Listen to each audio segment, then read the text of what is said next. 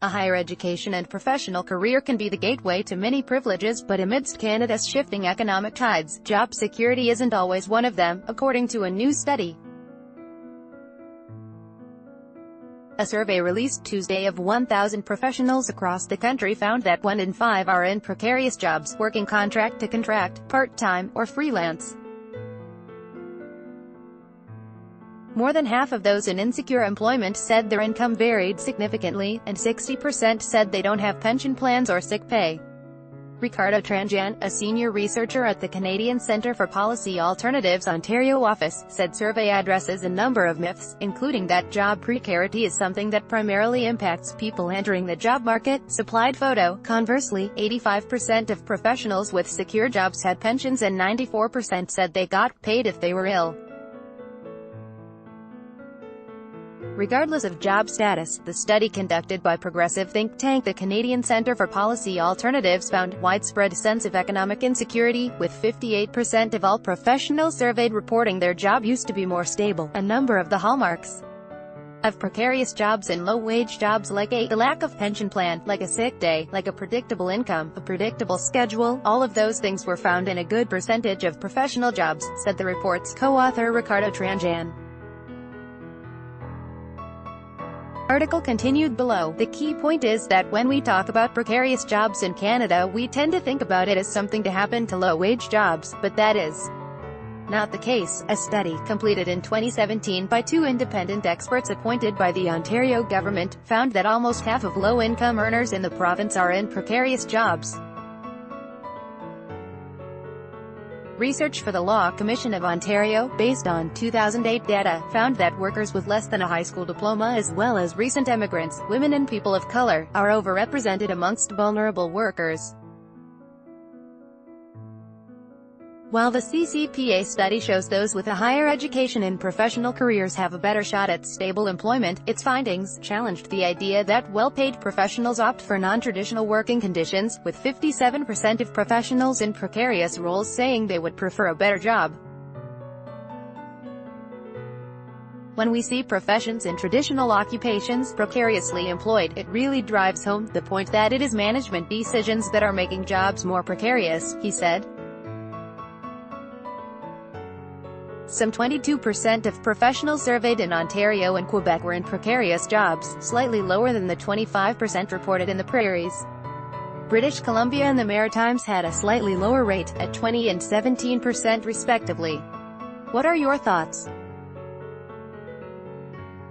Being a precarious professional comes with significant financial implications, the report found, with those in unstable careers twice as likely as those in a secure job to make less than $60,000 a year.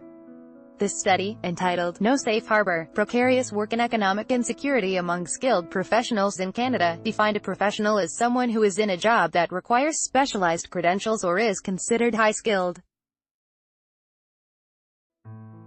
While the research found employment insecurity across all occupations, the report noted there was a higher proportion in education, healthcare and finance or administrative jobs. Article continued below. Tiffany Cooper is an occasional teacher with the Waterloo Region District School Board and spent 12 years on the supply list.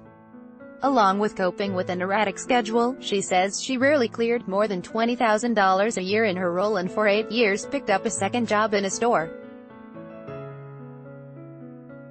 Recently, she had major surgery, which meant she couldn't work for 4 months and couldn't access medical benefits.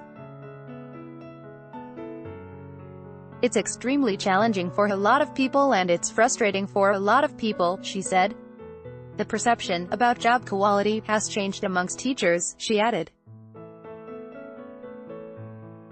I don't think it has amongst the public. Young professionals were slightly more likely to experience precarity at the outset of their career, the CCPA's research found, noting that young people were entering the job market in a period of significant change. The majority, 60%, of precarious professionals were women, the report said. It feels like the economy in North America doesn't give you reasons to stick around, said Kate Fulton, 33, who recently landed her first permanent job at the National Gallery of Canada in Ottawa. After teaching in South Korea following her graduation from the University of Guelph, she returned to Canada to put down roots, initially moving to Alberta. Although she describes her role at the BEMF Center as an awesome job, she says working contract to contract for 2 years made it difficult to put down roots or plan for the future. It's such a different philosophy from previous generations. Emotionally, the hardest part is justifying it to family. She says job insecurity also makes it difficult for employers to retain talented employees and institutional knowledge. It means no one gets in the groove. It seems like such a bad long-term plan, but of course they are looking really short-term. The CCPA report also noted surprisingly higher incidence of job insecurity amongst older workers between 55 to 64. There were a number of myths this report addressed. One of them is this notion that job precarity is something that impacts folks entering the job market, but eventually they gain a lot of experience and they will be fine thereafter. That's not what we found, Tranjan said. Tranjan said the transformation of the manufacturing sector, once precarious, now often praised for solid wages, security and benefits, offers a blueprint for improving job quality. What happened was unions and government legislation, he said.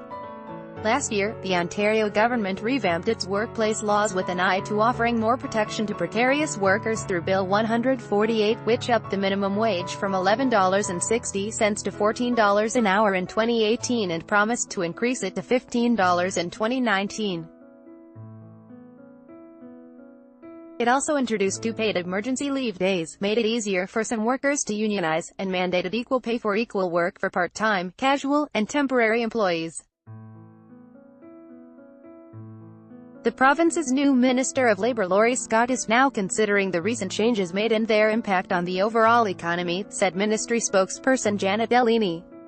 Premier Doug Ford has said his government will freeze the minimum wage at $14. Sarah Mojtahezada is a Toronto-based reporter covering labour issues. Follow her on Twitter, @SarahMojtaheads.